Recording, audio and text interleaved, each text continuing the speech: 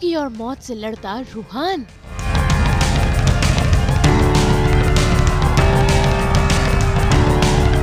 रूही पर दादी का गुस्सा। दादी ये क्या कर रही है? मेरा बेटा है वो। तुम्हारा बेटा? तुम्हारा बेटा? कैसा बेटा?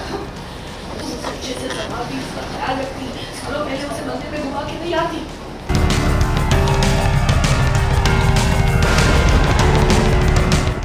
बेटे के लिए एक माँ की तड़प।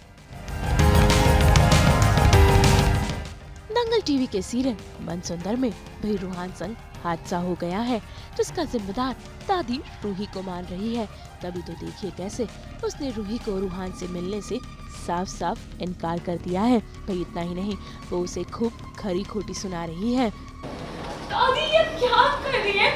मेरा बेटा है वो। तुम्हारा बेटा? तुम्हारा बेटा? कैसा बेटा? तुम उसे अच्छे से संभालती, उसका ख्याल रखती, सालों पहले उसे मंदिर में घुमा के नहीं आती। और मुझे तो ये लग रहा है ना, आज रूहान की हालत तुम्हारी वजह से हुई है। तुम जिम्मेदार हो उसकी इस कदम की। मैंने कुछ नहीं किया। तुम थी ना रूहान के साथ। तो वो घर से बाहर गया कैसे? हाँ, उसका एक्सीडेंट कैसे हुआ? दादी मैं थी रूहान के साथ, पर पता नहीं कैसे वो मेरा हाथ छुड़ाकर बाहर चला गया। मुझे खुद भी पता नहीं चला। पता नहीं चला। एक बच्चा जब घर में बदल गया तो आंसू शुरू हो जाते।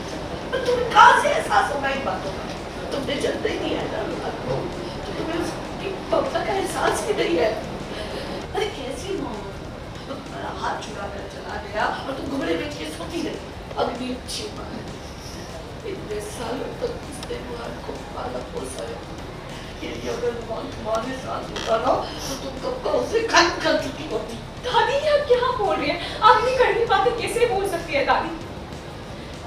दादी देखिए, मैं आपको मुझसे जो भी बात करनी आती है बाद में कर लीजिएगा। अभी पहले मुझे मेरे बच्चे से मिलने दीजिए।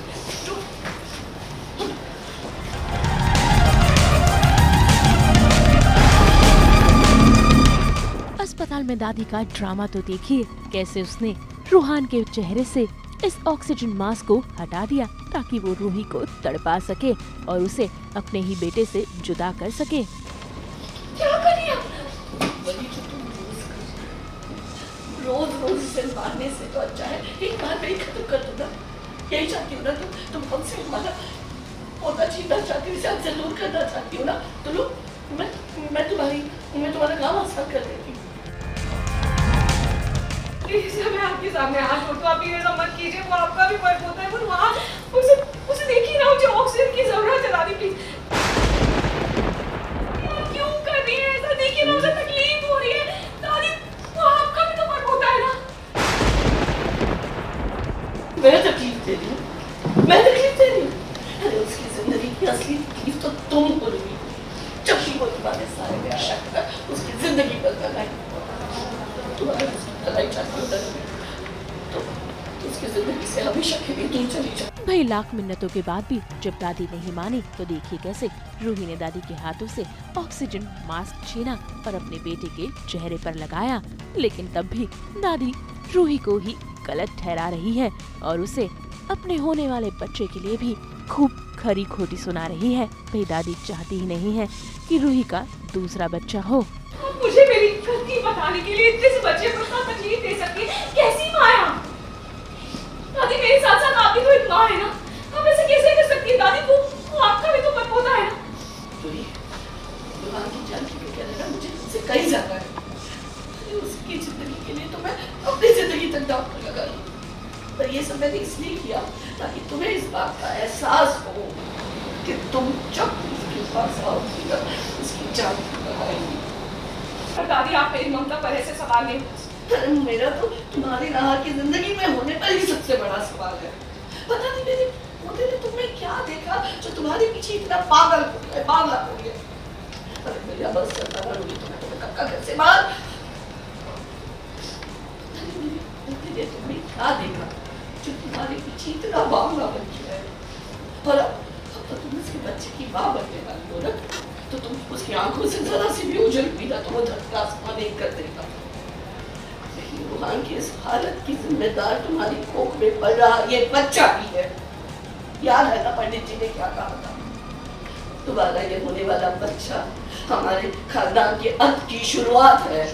इन्हीं सब तमाशों के बीच बिगड़ रही है रूहान की तबीयत। ऐसे में वहाँ पर नाहर भी पहुँच जाता है, जो अपने बेटे को इस हाल में देखकर बेहद परेशान है।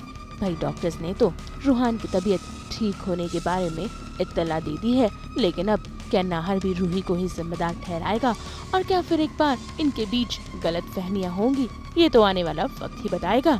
मुंबई से प्रीति रानी के साथ ब्यूरो रिपोर्ट।